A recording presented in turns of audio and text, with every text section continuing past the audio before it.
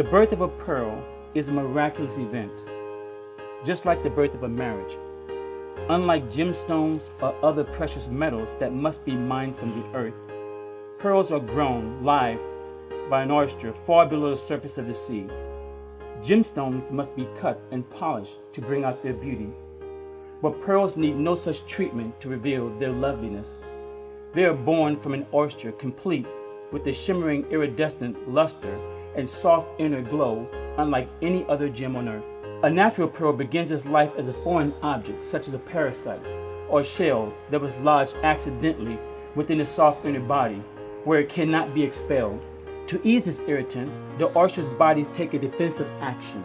The oyster begins to secrete a smooth, hard, crystalline substance around the irritant in order to protect itself. This substance is called nacre. As long as the irritant remains within this body, the oyster will continue to secrete nacre around it, layer upon layer. Over time, the irritant will be completely encased in a silky crystalline coating, and the result ultimately is a lovely and lustrous gem called a pearl. The pearl will remain with the oyster for lifetime. Now, picture your marriage as a pearl. Whenever the two of you are irritated with each other, one goes on the offense and the other into a defensive posture. This is when one of you should become the oyster and secrete nacre over whatever is irritating the marriage.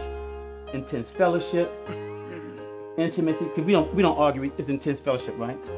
So intimacy, finances, or whatever is irritating you.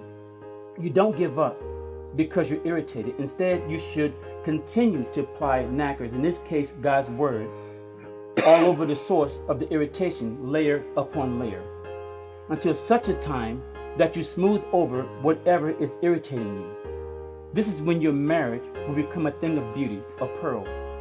That pearl will remain with you throughout your marriage and serve as a reminder that nothing in life is too difficult to overcome. Over the course of your marriage, you will have many irritations, and if you continue to follow this process, your marriage will become a string of pearls. And what I have for you right now is a pearl, so I'm going to give it to you since you have pockets. Hold on to that. Don't lose it. I'm going to check with you in a year and see where you're at, okay? So go ahead and hold on to that. And no matter what happens, remember how hard that oyster had to work to make a thing of beauty. Marriage is one of the hardest ministries that you embark upon. As they talked about community, you have people to depend on that can help you as well when the times get tough. So at this point in time, Sean and Kiana will exchange their vows. A vow and a prayer of promise. Kiana Malia, I love you, girl. I promise to always keep God at the center of our marriage and our family. I promise to always be faithful and loyal to you. I promise to always laugh and cry with you through good times and hard times. I promise to always stand by your side and walk through every season of life with you. I promise to always lift you up and encourage you to do whatever God is calling you to do. I promise to always love you in sickness and in good health. I promise to always cherish, honor, and love you the way God meant for a man to. I promise to always lead our family in the purpose and plan of God's will for us. I promise to always praise and worship God with you every day of our life.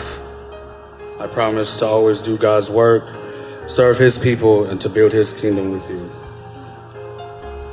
I promise to always move life forward with you and to strive for milestones in God's plan for our life. In life and death, these are my promises. I promise to take care of you in the ways that God intended a loving and respectful wife to. I promise to pray fiercely and boldly over you and our marriage and our family. Always. I promise to cherish our moments of joy and stand firm in our times of trials and challenges. Love and cherish and respect you as a child of God and my best friend and husband.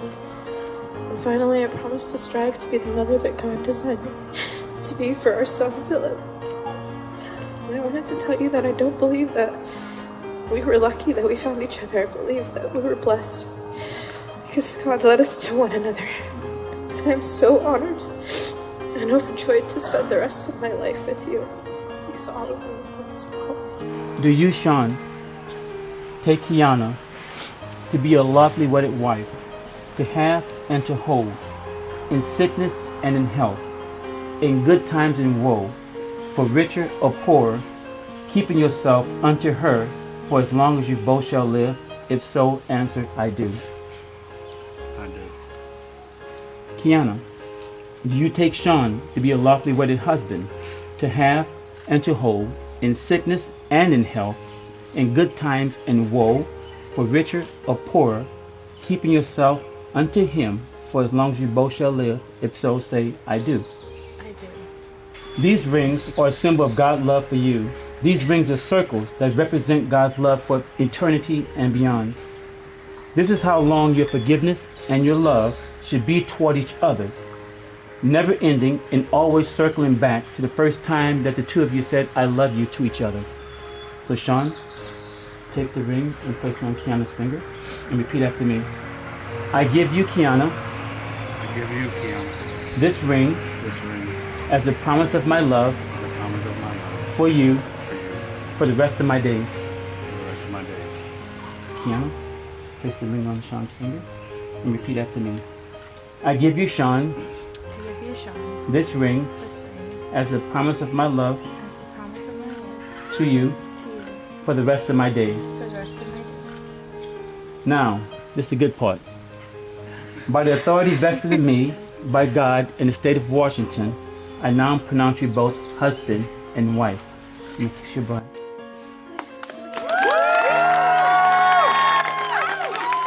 Ladies and gentlemen, I now present to you Mr. and Mrs. Sean and Kiana Lizama.